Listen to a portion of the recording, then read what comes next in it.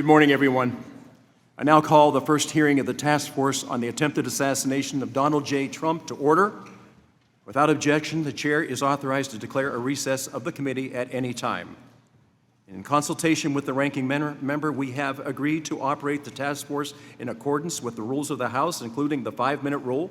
We hope that all members will agree to continue to be respectful of each other and abide with the decorum of the House as we investigate the issues at hand. I now recognize myself for my opening statement. On July 13th in Butler, Pennsylvania, 20-year-old gunman Thomas Crooks came within inches of assassinating the former president and current Republican presidential nominee, Donald Trump. I will also say that in this room today, outside of local law enforcement, there's only one other person that was on the grounds that day, with my wife, with 3 of my grandchildren, and 1 of my sons. I can't tell you, when I talk to local law enforcement, how much I appreciate what you all did that day, and today is your day to come forward with your testimony. Now, I, along with several members of my family, we were actually present at the rally in Butler when this shooting occurred. It's my hometown. I've lived in this community for more than 60 years. I grew up going to the Butler Farm Show because we, at one time or another, did farming, and we would take our animals there every time we had the farm show, and also played American Legion baseball at the fields beside the farm show. So this tragedy remains incredibly personal to me and to the entire community. This tragedy, the very real threat to democracy of our nation, escaped that day. I think we realized it was entirely preventable. But because of failures by the Secret Service, the shooting was not prevented. Just last week, Acting Director Rowe said his own agency showed complacency. The day of the assassination attempt, Crooks scouted and identified weaknesses in the Secret Service's security plan using both a drone and a rangefinder. Had security vulnerabilities not existed, it is entirely plausible he might not even have attempted the shooting and would have returned home. Unfortunately, we will never know for sure. What we do know is that the documents and testimony point to several fundamental failures on July 13th, in the days leading up to the rally. It was not a single mistake that allowed Crooks to outmaneuver one of our country's most elite group of security professionals. There were security failures on multiple fronts. To date, our investigation has identified 3 key factors. First, Secret Service planning, or perhaps more accurately, their failure to adequately plan created confusion among the agency's law enforcement partners. The Secret Service was not assertive on key decisions, like the placement of some of the units and delegating responsibilities. Secondly, the Secret Service did not close down public access or manage access to the grounds next to the rally site that were less than 150 yards from the stage where former President Trump spoke. Third, the security communications and command structure were not cohesive and did not allow for rapid decision-making.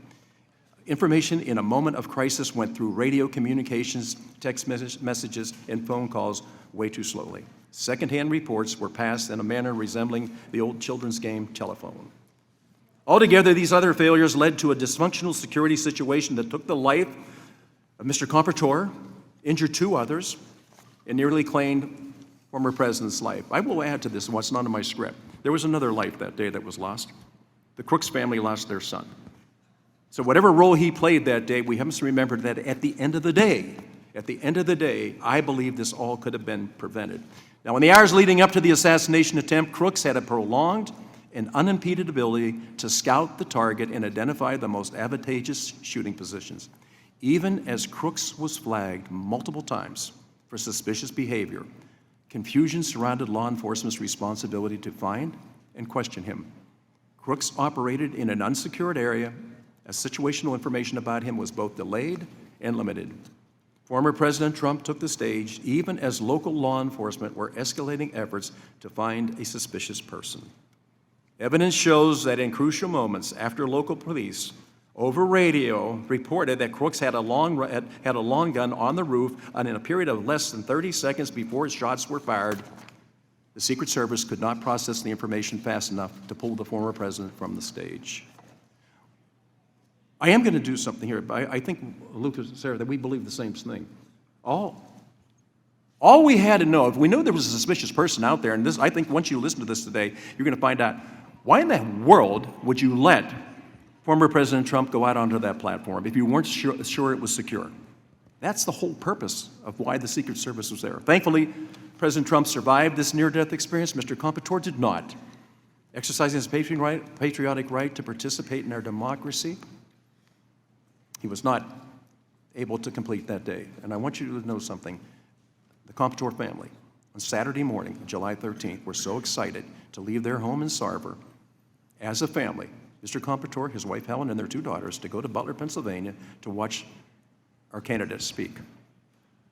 4 people drove over that morning. 3 people went home that night. Mr. Comptroller lost his life that day. That is totally unacceptable in America. Today's hearing brings forward 3 witnesses who were at the rally aiding the Secret Service effort on July 13th. These men are the first individuals who helped provide security at the July 13th rally to testify before Congress. They are here to give their accounts of what they saw and experienced both at the rally and in the planning process leading up to it, the key being the planning process leading up to it. I do expect they will share enlightening information about mistakes and regrets, but also about heroic and selfless actions taken by local law enforcement that day. It's important to remember that these men and their units were not in charge of July 13th, nor did they have a hand in designing the Secret Service security plan. Those responsibilities belonged to the Secret Service. These men answered a call to play a role protecting the public and our political process, even though providing security at a political rally is not their usual line of work. Our country already knows what happened at 6/11 on Sunday, July 13th in Butler. The law enforcement professionals with us today are here to tell us about specific actions and events that led to this outcome. Testifying today, we also have the medical examiner who performed the autopsy on Thomas Crooks. He is testifying to answer questions about how Crooks died and to hopefully put to rest some theories and doubts that often seem to follow high-profile violent events. Finally, our panel includes a distinguished retired Secret Service agent who played no role in the events of July 13th and is on this panel to provide insights into Secret Service protocols and practices. After this hearing, the task force will use what we have learned from today's testimonies, additional documents, and local law enforcement resources in the next phase of our investigation. In this next phase, we will be seeking answers about the Secret Service's questionable decisions regarding planning, resources, and the apparent lack of leadership that led to complacency and vulnerability on July 13th. Since the task force added its first staff in August, following a unanimous 416-0 vote by this House of Representatives to establish this panel, we have led a thorough, fact-based, and bipartisan investigation.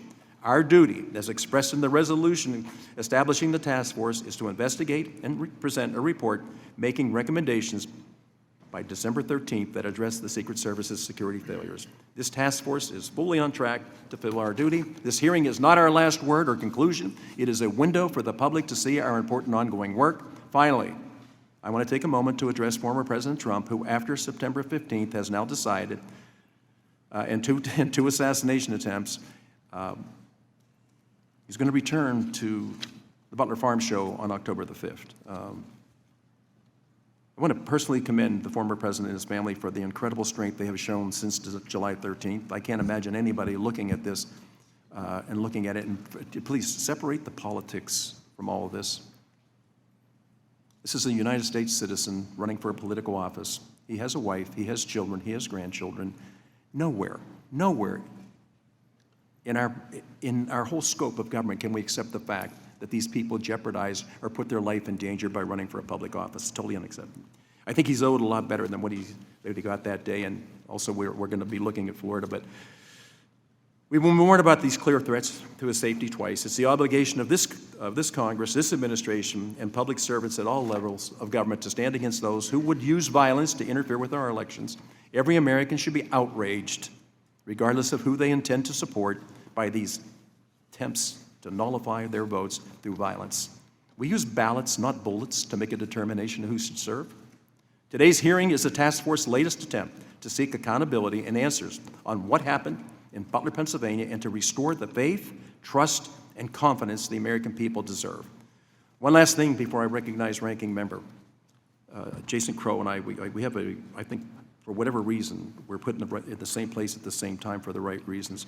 I am going to ask unanimous consent to enter into the record a letter from Leader Scalise granting us permission to have one of our witnesses testify remotely today, and without objection, so ordered. I now recognize the distinguished ranking member from Colorado, Mr. Crow, for his opening remarks.